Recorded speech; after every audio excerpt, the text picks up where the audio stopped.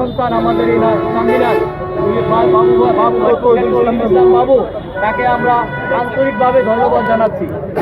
আপনারা যারা আছেন দলের হইয়া কাজ করবেন, বিএনপির কাজ করবেন, আপনাদের উপর হামলা মামলা হইলে আমাদের নেতা দেখবে, আমরা সবাই ইনশাল্লাহ সংগঠিত হব। আর বিশেষ করে সামনে ইউপি নির্বাচন, উপজেলা এবং স্থানীয় সরকার সবাই ইনশাল্লাহ ঐক্যবদ্ধভাবে হইয়া আমাদের প্রার্থীকে জয়যুক্ত করবেন।